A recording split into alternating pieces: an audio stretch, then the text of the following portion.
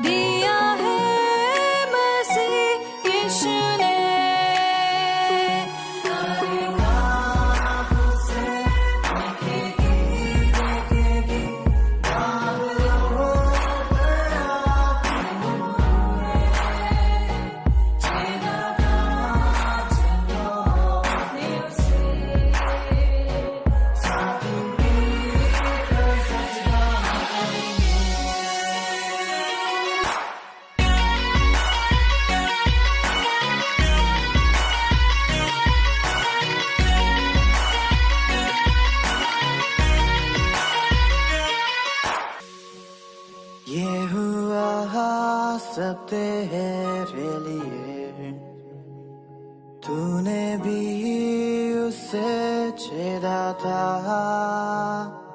फिर भी प्यार से वो बुलाता। जाता क्यों नहीं तू उसके पास, फिर भी प्यार से वो बुलाता। जाता क्यों नहीं तू उसके पास।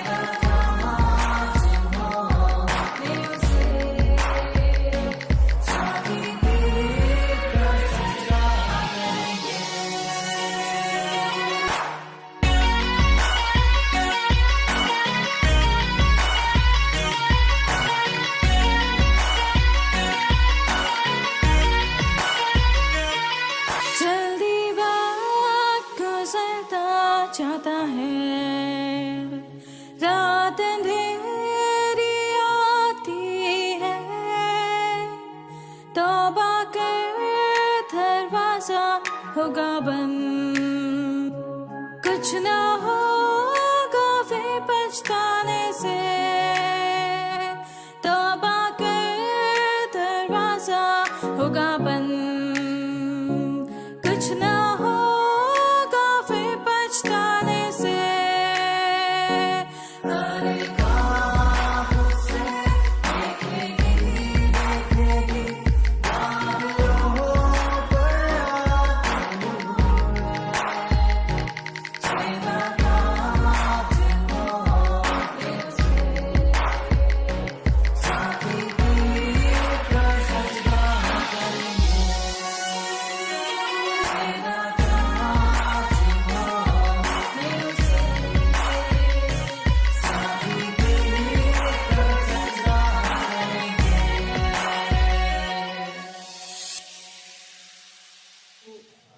जो वचन पढ़ा गया, इस वचन में भयंकर बातें हैं, बहुत सारी बातें यहाँ पर दी गई है।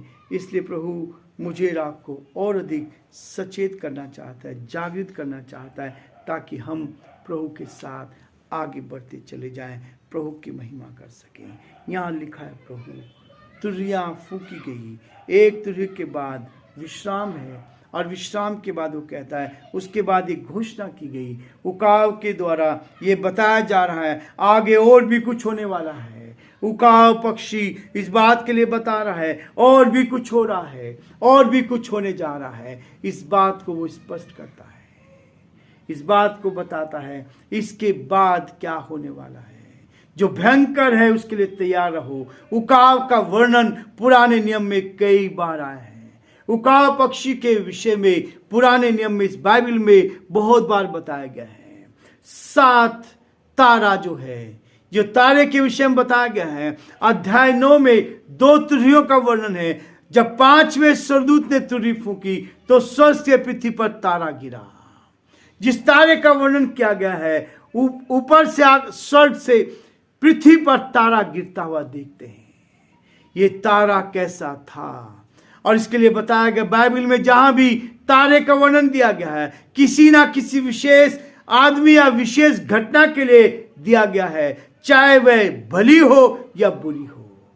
ये तारे का जो वर्णन दिया गया है, वहां विशेष मनुष्य के बारे में बताया गया है। अब ये तारा कौन है, इसके बारे में इस चीज को कहता है, बाइबल कहती है कि कोई ना कोई इस बात को लिखा है। यहां लिखा है, अथाह कुंड खोला गया। प्रकाशित वाक्य 9 अध्याय का 2 पद में स्पष्ट लिखा है, उसने अथाह कुंड को खोला और कुंड में से बड़ी भट्टी का सा धुआं उठा, और कुंड के धुएं से सूर्य और वायु अंधकार में हो गई। ये स्पष्ट कहता है, अथाह कुंड वह स्थान है जहां प्रधान स्वर्गदूत लूसीफर ने विरोध किया था। ये वो है जहां लूसीफर ने, जो शैतान आज बन गया है, उसने विरोध किया था और कुछ सरदूत उसके अनुयायी बन गए थे, कुछ सरदूत उसके साथ हो लिए थे और उन्हें शैतान की संज्ञा देकर इसी अथाह कुंड में डाल दिया गया था। और यही वह स्थान है जहां अंधकार है, यही वह स्थान है जहां अंधकार है। शैतान जहां रहता है वो अंधकार में स्थान है और कहता है कुंड से, धुएं से सूर्य और वायु अंधकार में हो गई। शैतान आज लोगों को अंधकार में जीने के लिए कह रहा है। शैतान आज लोगों को अंधकार में जीवन जियो, ओ अंधकार में गलत काम करो, ओ अंधकार में झूठ बोलो, बेईमानी करो, गलत कामों में लिप्त रहो। अंधकार में सारे गलत काम होते हैं। मरकुस का 5 अध्याय में हम इस बात को देखते हैं, जब प्रभु ने उस आदमी को आजाद किया जिसमें दुष्ट आत्मा थी, सेना समाई हुई थी, जो कब्रिस्तानों में रहता था, जो ऐसे स्थानों में रहता था जहां पर मुर्दे दफनाए जाते थे। कब्रों में रहने वाले व्यक्ति के अंदर दुष्ट आत्माएं थी। और यहां लिखा है कि जब प्रभु ने उन्हें निकलने की आज्ञा दी, इन्हीं दुष्ट आत्माओं ने कहा, हम विनती करते हैं, हम तुझसे निवेदन करते हैं, हमें उस अथाह कुंड में ना डाल, हमें अथाह कुंड में ना डाल। प्रियो, यह अथाह कुंड वो शैतान के वो लोग हैं जिन्होंने परमेश्वर का विरोध किया था, जिन्होंने परमेश्वर के विरोध में काम किया था। ये अथाह कुंड वहां से है और उन्होंने इस चीज के लिए निवेदन किया था कि हमें अथाह कुंड में ना डाल। तब वह स्वर के में समा गए और उन्होंने कहा, हमें इन स्वरों के झुंड में, ये धुआं जो उठता है, ये बयान हमें बताता है कि दुनिया में भ्रष्टाचार बढ़ता जा रहा है। ये धुआं जो बढ़ता जा रहा है, दुनिया में भ्रष्टाचार, संसार में भ्रष्टाचार बढ़ता जा रहा है। हमें आश्चर्य होता है कि जो लोग भ्रष्टाचार को जड़ से हटाने की बात करते हैं और जो लोग इस बात को हटाने की मुहिम छेड़ रहे हैं, वही लोग भ्रष्टाचार में लिप्त हो जाते हैं, गलत कामों में वही लिप्त हो जाते हैं। जहां ये नियम कानून बनते हैं, वही लोग इन नियम कानून को तोड़ते हैं। प्रियो, समाज में हर रंग में भ्रष्टाचार बढ़ता जा रहा है। एक जमाने में जो पाप भयंकर माना जाता था, आज उसे पाप नहीं माना जाता है। आज भयंकर पाप होता था, आज टीवी पर नग्न चित्र दिखाए जा रहे हैं। भयंकर स्थिति थी, आज स्पष्ट होता जा रहा है। जो गलत चीजें हैं उनको करने में लोग इस बात को बहुत ही आदर की बात समझते हैं। आज क्या हो रहा है, संसार में क्या स्थिति दिखाई दे रही है, इसे स्वतंत्रता कहा जाता है। नग्नता को स्वतंत्रता कहा जा रहा है।